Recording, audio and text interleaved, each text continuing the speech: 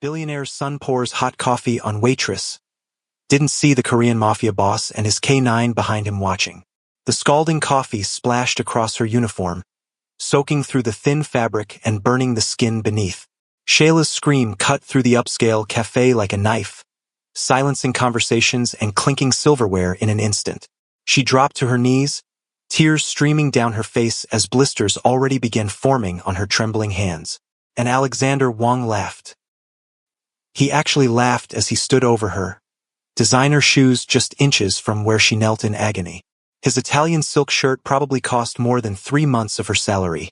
His watch more than a year's rent for the tiny apartment she shared with her younger siblings.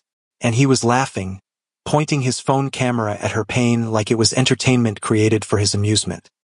"That's what happens when you spill water on my sleeve, you stupid bitch," he sneered, his voice carrying throughout the now silent cafe.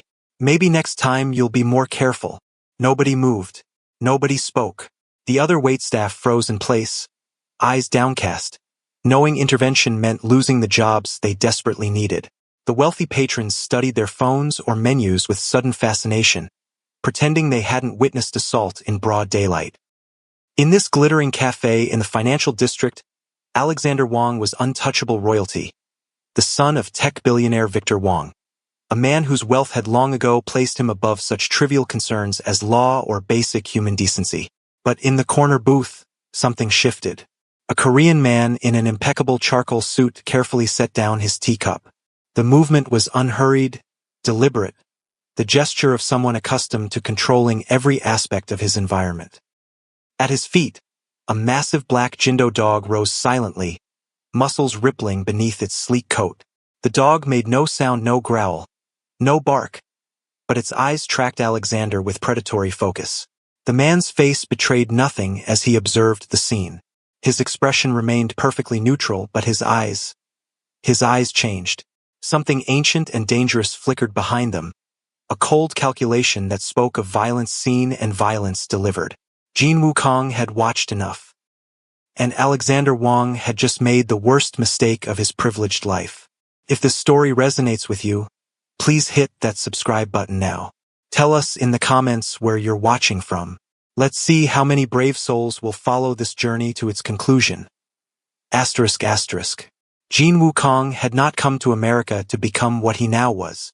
20 years ago, he'd arrived with nothing but military training from Korea's special forces and dreams of legitimate business success. The American dream, they called it. Work hard, play by the rules, achieve prosperity.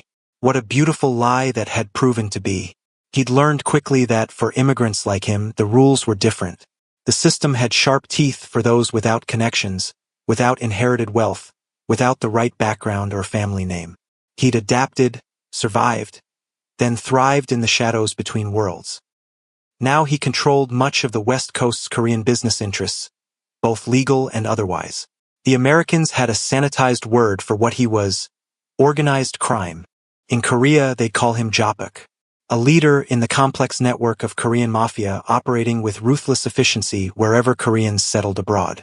But Jin Woo preferred a simpler term, justice bringer, because when the system failed people, as it invariably did, Jin Woo ensured balance was restored. Phantom, his Jindo, had been trained in Seoul's elite military K9 program before being deemed too aggressive for standard service. Jin Woo saw not aggression but loyalty in the dog's eyes when he'd rescued him from euthanasia. Phantom understood what humans often fail to grasp. In this world, protection required the capacity for controlled violence. As Jin Woo stood, buttoning his suit jacket with a single practiced motion, his mind was already categorizing Alexander Wang. Third son of tech magnate Victor Wang, Harvard dropout, Instagram celebrity, a young man whose existence was defined by extravagant displays of wealth and casual cruelty. His file in Jin Woo's mental catalog was thick with incidents whispered about but never prosecuted. Sexual assault allegations settled quietly, drunk driving charges mysteriously disappearing, even rumors of a hit-and-run covered up by his father's influence. Wang was 27 years old and had never faced consequences for anything in his life. Shayla was still on her knees, one of her co-workers finally rushing to help her up. Jin Woo recognized her now. She had been serving in this cafe for almost a year. Always polite, efficient, her smile never quite reaching her eyes. Jinwoo knew that smile. It was the smile of someone who had learned to make herself small, unthreatening, invisible. The smile of someone who couldn't afford to offend. Now she was weeping silently as her angry red skin blistered under the bright cafe lights. "Call an ambulance," Jinwoo said, his voice carrying across the room despite its measured tone. His accent was still present after 2 decades in America, and he made no effort to hide it. "She needs medical attention." Alexander Wang turned, irritation flashing across his handsome face at this interruption to his performance. "Mind your own business," he snapped, looking Jinwoo over with the dismissive assessment of someone born to judge others by their usefulness to him. Finding the Korean man lacking, he turned away. "She's fine. She's just being dramatic for a bigger tip." Jinwoo took 3 steps forward. Phantom moved with him, a silent shadow at his heel. "I said, she needs medical attention," Jinwoo repeated, now standing directly in Shayla's line of sight. His voice softened. "Are you all right? Do you need help?" Shayla's eyes widened in recognition. Not of Jinwoo personally, but of something rare. Genuine concern in a place where she'd received none. She shook her head slightly, whispering that she couldn't afford an ambulance, couldn't miss work, couldn't risk losing her job that helped support her brother's college tuition and her grandmother's medical bills. Alexander laughed again, the entitled chuckle of someone who found other people's struggles inherently amusing. "Look at this. Some foreigner thinks he's some kind of hero," Alexander said loudly to his companions, who dutifully snickered. "Why don't you take your dog and go back to wherever you came from?" Jinwoo didn't react to the ignorant taunts. He simply turned to face Alexander, meeting his eyes directly for the first time. The younger man's smirk faltered momentarily under that gaze. Something in Jinwoo's eyes, the absolute stillness in them, the complete absence of fear or deference, triggered an instinctive alarm in Alexander's brain. "You assaulted this woman," Jinwoo said calmly. "You will pay for her medical treatment. You will apologize. And you will compensate her for lost wages." The cafe had gone utterly silent. No one had ever spoken to Alexander Wang like this, with authority, with expectation of compliance. It was as foreign to him as respect for others. "Do you have any idea who I am?" Alexander recovered, incredulity replacing his momentary discomfort. "Alexander Wang, 3rd son of Victor Wang. Net worth of approximately $8 million, though most of that is in a trust you cannot access without your father's approval," Jinwoo replied without hesitation. "Your car outside, the red Lamborghini with custom plates, is leased, not owned. You live in your father's downtown penthouse because you've been blacklisted by most luxury buildings for inappropriate behavior. You were asked to leave Harvard after a sexual assault allegation that your father paid $2 million to make disappear." Alexander's face had drained of color. "Who the fuck are you?" Jinwoo didn't answer. He simply pulled out his wallet and extracted a black credit card, handing it to the cafe manager who had finally approached. "Call an ambulance. Use this for the bill, and for any medical expenses she incurs." He turned to Shayla and added, "This man will not cost you your job or your health. You have my word." The cafe doors burst open as 3 large men in dark suits rushed in, Alexander's security detail, who had been waiting in the car outside. They quickly assessed the situation, moving toward their charge with professional efficiency. "Mr. Wang, is there a problem here?" The largest one asked, positioning himself between Alexander and Jinwoo. Jinwoo didn't move. Neither did Phantom. The dog hadn't made a sound, but its posture had shifted subtly, weight balanced on its haunches. "Ready." "This guy is threatening me," Alexander said, confidence returning with his security present. "Get rid of him." The head security man sized up Jinwoo, taking in the perfect cut of his suit, his composed demeanor, and the unusually disciplined dog at his side. Something in his professional assessment gave him pause. "Sir, I'm going to have to ask you to leave," he said to Jinwoo, but without making any move to touch him. Jinwoo nodded once. "I was finished anyway." He turned back to Shayla. "My name is Jinwoo Kong. Here is my card. Call me when you are released from the hospital." As Jinwoo walked toward the door, Phantom at his heel, the cafe door opened again. 2 uniformed police officers entered, surveying the scene. "We received a call about an assault," the first officer said. The cafe manager looked nervously between Alexander and the officers. There was a misunderstanding. A waitress spilled coffee. "She burned herself with coffee," Alexander corrected smoothly. "Clumsy. Nothing to see here, officers." The policemen recognized Alexander immediately. Of course they did.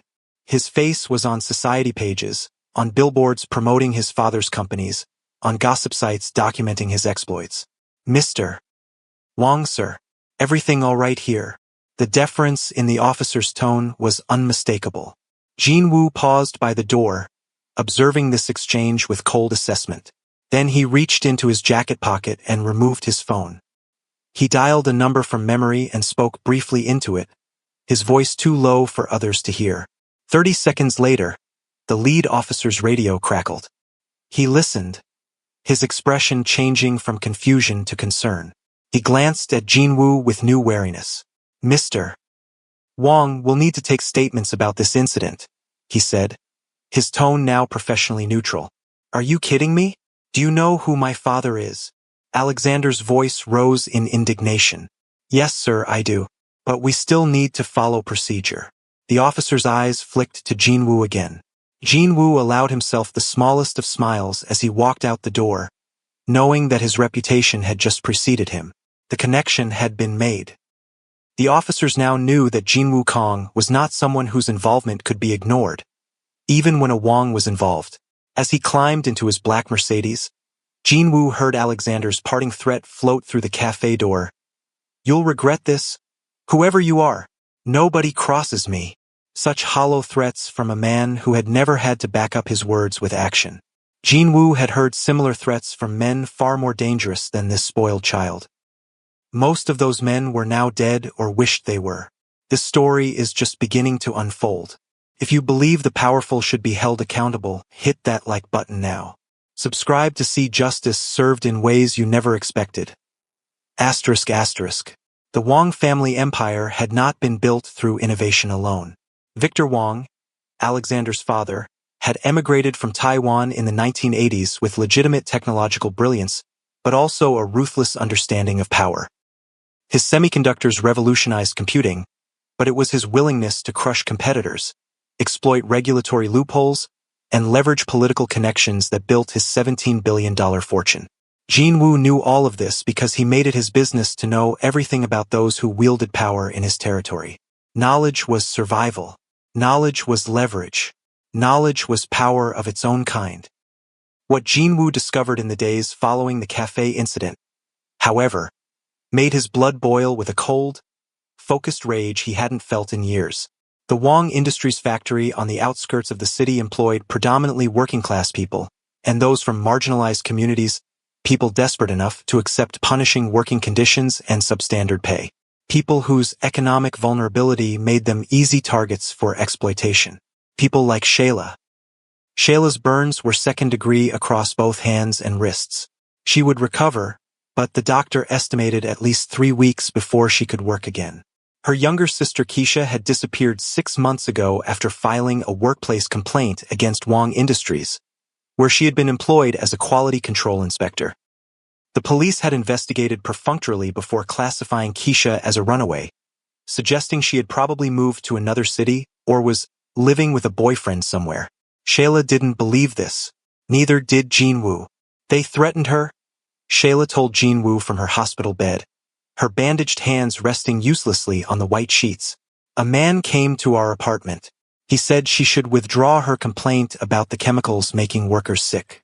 She refused. Her voice broke. The next day, she didn't come home." Jinwoo sat beside her bed, perfectly still as he absorbed this information. Phantom lay at his feet, equally motionless but missing nothing. "Why didn't you go to the police with this information?" he asked, though he already knew the answer. "The man who threatened her showed us a police badge," Shayla whispered. "He said they could plant drugs in our apartment, that they could arrest our little brother if we caused trouble. Our grandmother depends on us. We couldn't risk it." Jinwoo nodded once. It was an old tactic, using a family's vulnerability as leverage. He had seen it before, had experienced similar threats himself, 2 decades ago, when his own parents and sister still lived outside Seoul. The difference was that Jinwoo had fought back, had built his own power base, had ensured that those who threatened his family learned the true meaning of consequences. This connection, this echo of his own past, sealed Alexander Wang's fate. It was no longer about coffee or burns or public humiliation. It was about a system that allowed the powerful to prey on the vulnerable without fear. It was about the Wangs of the world believing they owned the lives of people like Shayla and her sister. It was about drawing a line that even billionaires couldn't cross. Jinwoo had not built his organization to become what he despised. He had built it to protect those the system failed, to balance scales that were designed to remain perpetually unbalanced. He stood, adjusting his cuffs with precise movements. "I will find your sister," he told Shayla, "and I will ensure the Wangs never harm another person like this." "They're too powerful," Shayla whispered. "Everyone says Victor Wang owns half the city. The police, the judges, even some politicians." Jinwoo allowed himself a rare, cold smile. "I own the other half." As Jinwoo left the hospital, his phone buzzed with a message from his security team. Alexander Wang was hosting a party at his exclusive downtown club that night. The message included surveillance photos of Alexander arriving with an entourage, including several young women who looked barely legal, if that. Jinwoo studied the images, noting the excessive security, the particular way Alexander kept looking over his shoulder. The cafe incident had rattled him more than he would admit. Good. Fear was educational. Fear was the beginning of respect. But Jinwoo would not move against Alexander directly. Not yet. First, he needed to understand exactly how deep the Wang corruption went, how Keisha had disappeared, where Victor Wang's true vulnerabilities lay. He would be methodical. He would be thorough. He would be patient. The next morning, Alexander Wang found his precious Lamborghini missing from his secured parking garage. In its place was a single black dog hair and a handwritten note. "This is only the beginning." The security footage had been wiped clean. The garage attendant remembered nothing. The vehicle tracking system showed the car had simply vanished. Alexander reported the theft to his personal police contact, the same officer who had responded at the cafe. The man promised to look into it, but his voice lacked conviction. Something had changed. The officer seemed nervous. When Alexander called his father to complain, Victor Wang was uncharacteristically short with his son. "Handle your own messes for once," he snapped before hanging up. Alexander didn't understand what was happening. His world had always been predictable. He acted without consequence. His father cleaned up any problems. The system bent to accommodate his desires. Now suddenly that certainty was eroding. The ground beneath him felt unstable.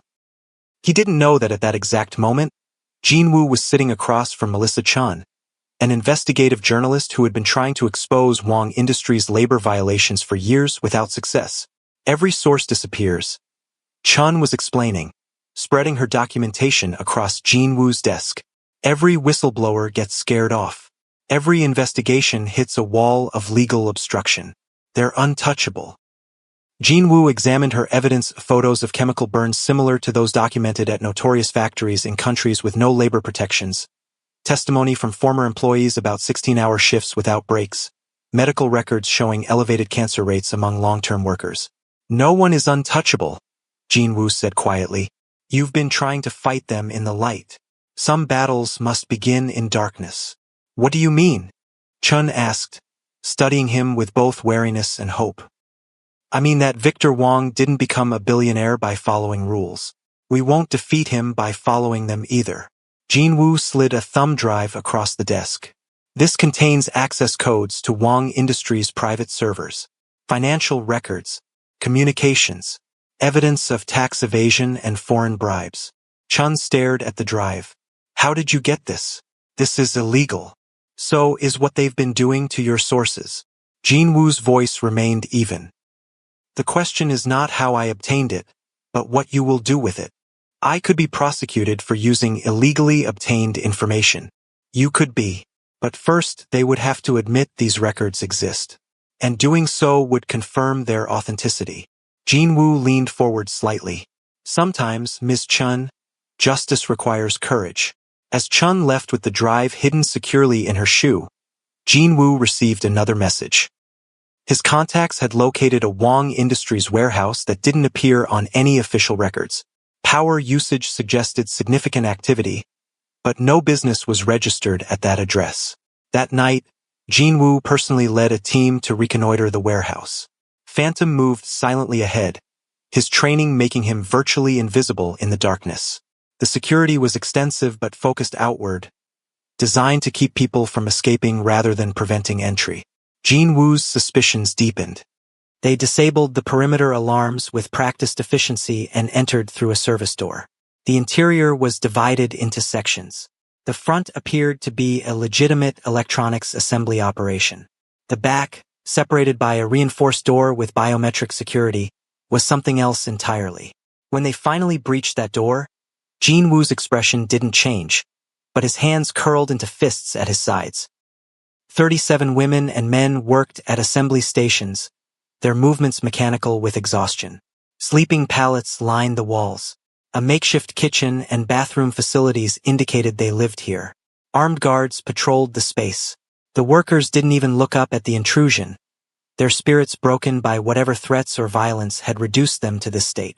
Among them, thin and pale but unmistakable, was Keisha, Shayla's missing sister. Forced labor. In America, in this gleaming modern city, the Wong family had recreated the sweatshop conditions of the darkest corners of the global economy.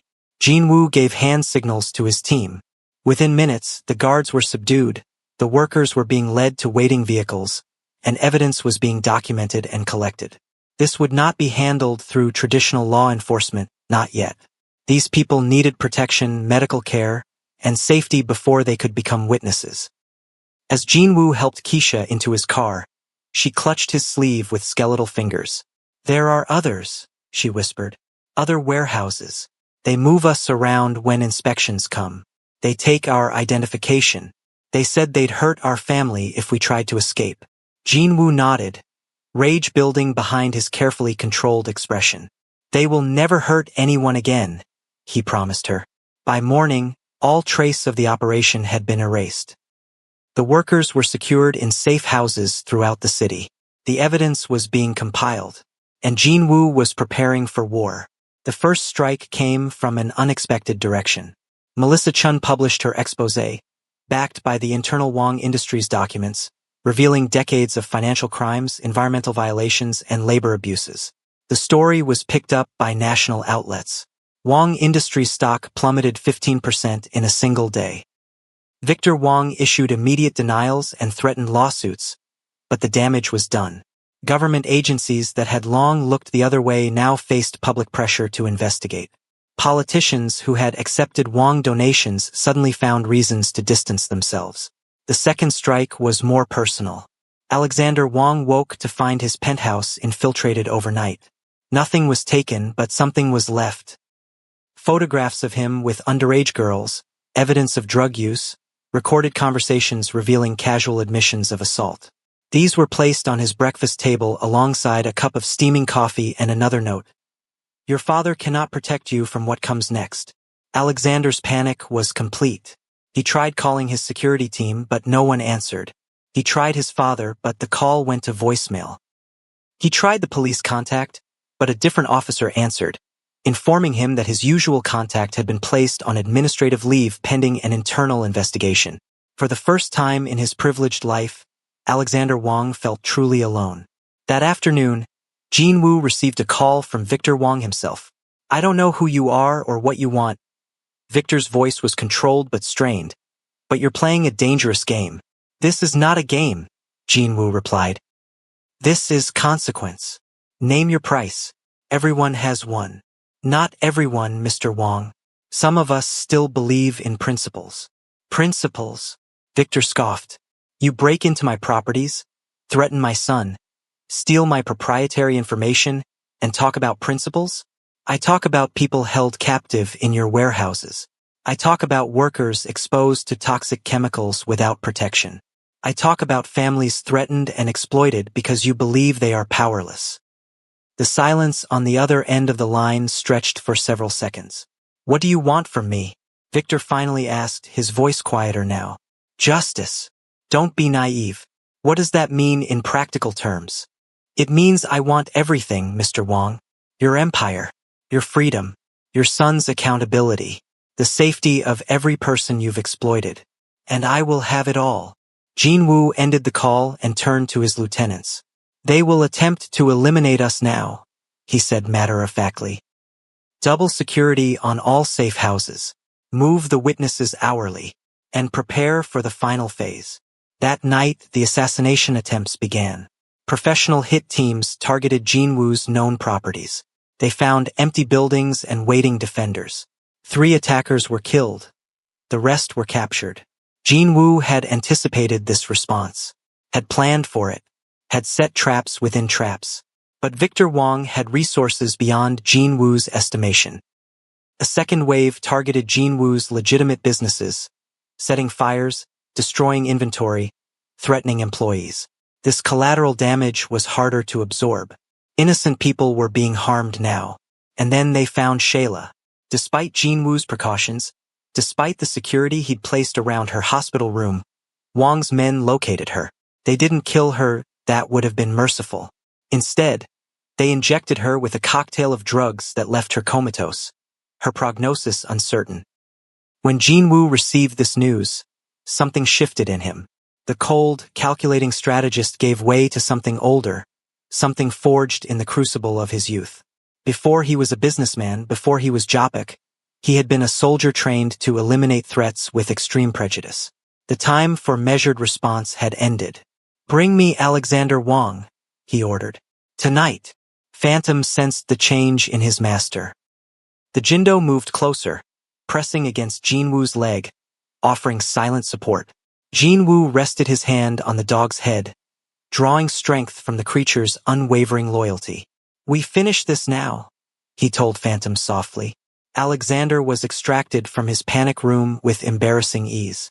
The state-of-the-art security system proved inadequate against Jinwoo's specialists. The young billionaire was found huddled in a corner, reeking of expensive whiskey and cheap fear. He was brought to Jinwoo's private office blindfolded and terrified. Please, Alexander sobbed when the blindfold was removed. My father will pay anything. Millions, billions, whatever you want. Jinwoo studied him from behind his desk, Phantom sitting alertly at his side. Do you remember Shayla Johnson? Jinwoo asked quietly. Who? Alexander's confusion was genuine. The waitress whose hands you burned with coffee. The woman whose life you destroyed for your momentary amusement. The waitress? This is about a fucking waitress. Alexander's fear momentarily gave way to incredulity. Do you know how much money my family has? We could buy and sell thousands of waitresses. Jinwoo didn't respond immediately. He simply pressed a button on his desk. A screen descended from the ceiling, displaying footage from the warehouse raid. The workers' haunted faces. The deplorable conditions. Keisha's emaciated form. This is about much more than one waitress, Mr. Wong. This is about hundreds of lives your family has destroyed. This is about a system that allows the wealthy to treat humans as disposable resources. Alexander stared at the footage, his expression morphing from confusion to horror as understanding dawned. I didn't know about that, he whispered. That's my father's business. I just party and pour coffee on innocent people, and assault with impunity, and consume the wealth generated by suffering without ever questioning its source. Jinwoo's voice remained level, but his eyes burned. Ignorance is not innocence, Mr. Wong. Not when you benefit from the suffering. What are you going to do to me? Alexander's voice cracked. Jinwoo stood and walked around his desk. Phantom followed, silent but watchful. I'm going to give you a choice. The choice your victims never had. Jinwoo laid 3 items on the desk in front of Alexander. A gun, a USB drive, and a legal document. Death by your own hand. Or complete testimony against your father's operation, with evidence. Or transfer of your entire inheritance to a foundation for the victims. You can't be serious. Alexander looked between the items in disbelief. I'm always serious, Mr. Wong. Unlike you, I understand the weight of consequence. My father will kill me if I testify against him. Then you understand something of the fear your victims lived with every day. Jinwoo stepped back, giving Alexander space to consider his options. Phantom sat between them, his amber eyes fixed on the young billionaire with predatory assessment. How do I know you'll let me go if I choose to sign or testify? You don't. Trust is earned through action, not guaranteed by promises. But I give you my word, cooperate, and you will live. Your life will change irrevocably, but it will continue. Alexander stared at the items, his hands shaking. For the first time in his life, no amount of money or influence could shield him from his choices. No father would sweep in to clean up his mess. No system would bend to accommodate his privilege. Why are you doing this? He whispered. Because someone must. Because there must be limits to power. Because in this world, there are those who consume and those who are consumed, and the balance has tipped too far. As dawn broke over the city, Jinwoo's phone rang. It was Victor Wong. Where is my son? The elder Wong's voice was ice. Making the first meaningful decision of his life, Jinwoo replied. If you harm him, he is safer with me than he ever was with you. Your parenting created a monster, Mr. Wong. I'm offering him redemption. You'll never win this, Victor growled. I have judges, politicians, law enforcement. Had. Jinwoo corrected. Past tense. Check your news feeds, Mr. Wong. The federal indictments are being unsealed as we speak.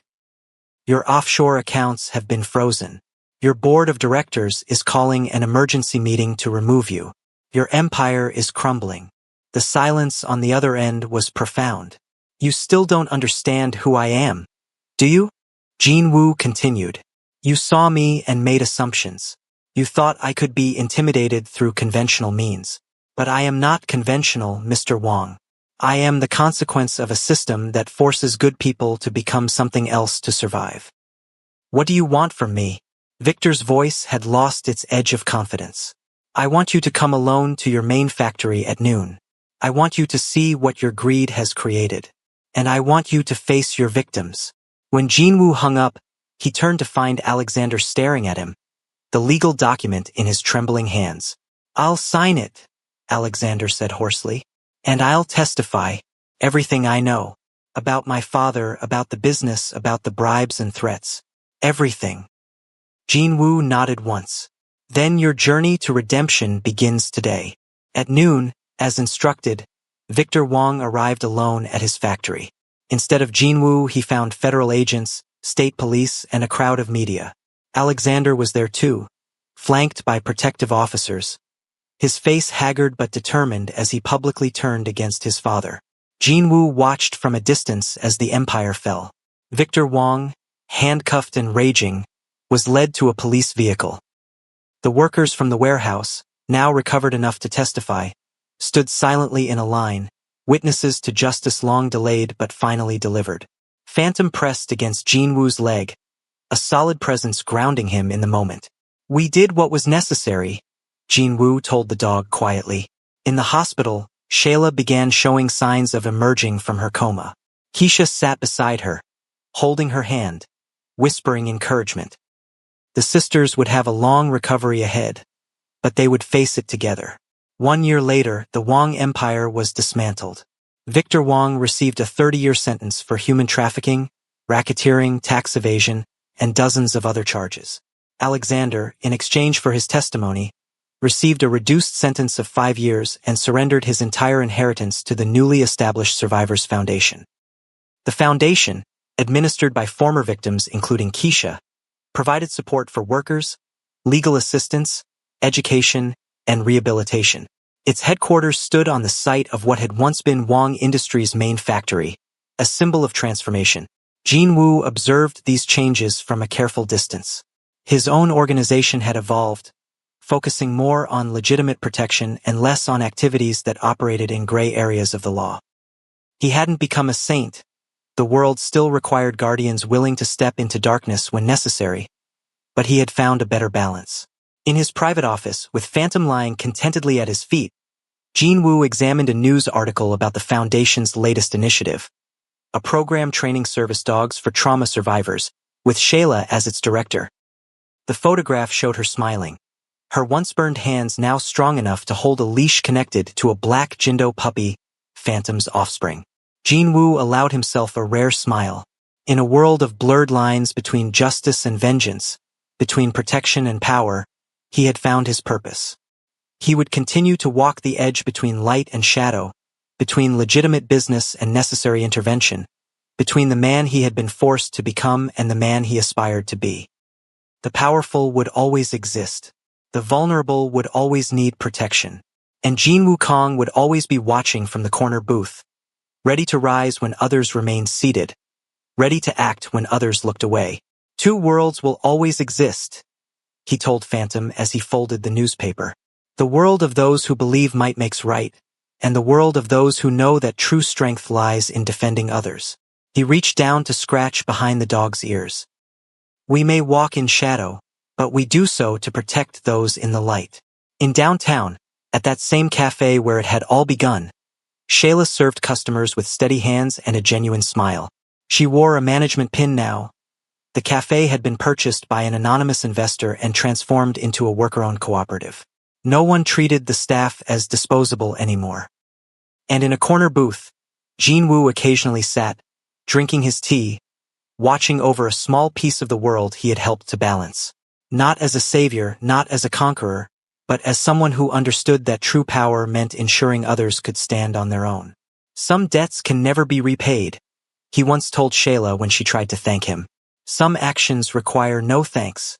We do what is right because it is right, not because of what we receive in return. She had understood. They both knew what it meant to live in a world of transactional relationships, where everything and everyone had a price. They both knew the value of something freely given. And in this understanding, a unique alliance had formed not of culture or background, but of shared principles. Of recognizing that justice, true justice, required both the light of public accountability and sometimes the shadows where Jin-Woo operated. You changed everything, Keisha told him during a foundation board meeting.